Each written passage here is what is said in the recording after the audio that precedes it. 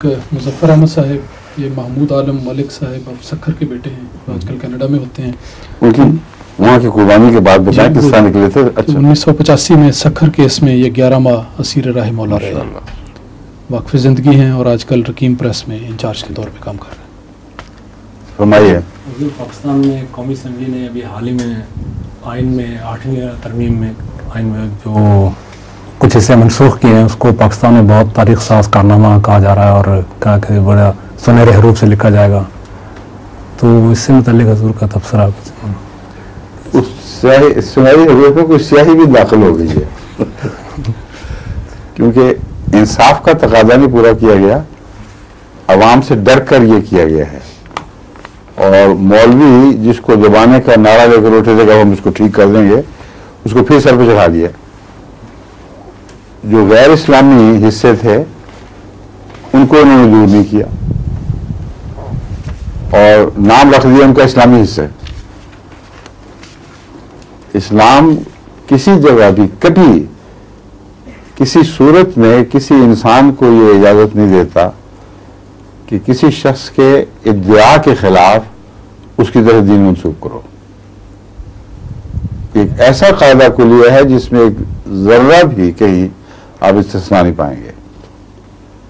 हज़रत सल्लल्लाहु अलैहि वसल्लम से बढ़कर किसी को मुस्लिम या गैर मुस्लिम करार देने का इख्तियार अगर किसी को हो सकता है, अगर वो ये दावा करता कि है, तो बदबख्त इंसान सबसे ज्यादा रसूल सल्लल्लाहु अलैहि वसल्लम की हत्या करने वाला है।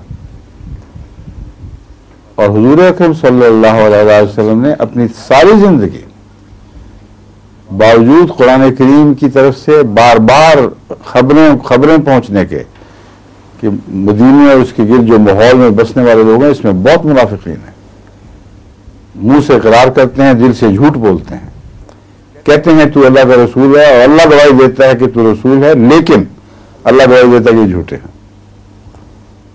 इतनी पुख्ता गवाही के बावजूद आलिमुल गैब गवाही दे रहा है, रसूल सल्लल्लाहु अलैहि वसल्लम ने एक शख्स को भी उसके इद्दिया के खिलाफ गैर मुस्लिम करार के बाहर नहीं फेंका, गैर मुस्लिम करार देकर बाहर नहीं फेंका। कोई एक मिसाल लेके आए कहीं से। ये इस्लाम है।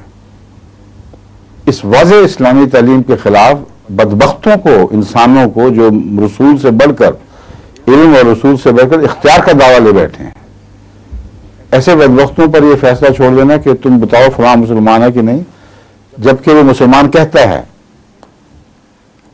जबकि वो अपने आप को मुसलमान कहता है, मुसलमान है कि नहीं तुम बताओ, तो कहते हैं नहीं। कहते हैं अगर वो कलमा पढ़ ले फिर हो जाएगा, कलमा पढ़े तो उसकी गर्दन काट दो, वो गैर मुस्लिम को हाकी कोई नहीं करोगे। यानी गैर इस्लामी और जहालत, इनका इम्तजाज आज तक कभी गैर इस्लामी कदरों और जहालत का इम्तजाज इतना खबीसाना कभी नहीं हुआ जितना पाकिस्तानी तारीख में हुआ। मजहब की तारीख से निकाल के दिखा दो।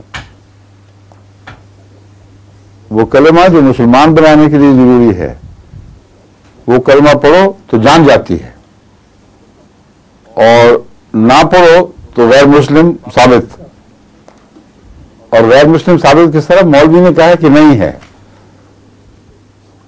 इसलिए ऐसा शख्स दिल में भी कलमा पढ़े तो मुसलमान नहीं होगा, क्योंकि मौलवी नहीं मानता। ये एक बदबख्त चक्कर है जिसको तोड़ना चाहिए था इन हुकूमत को।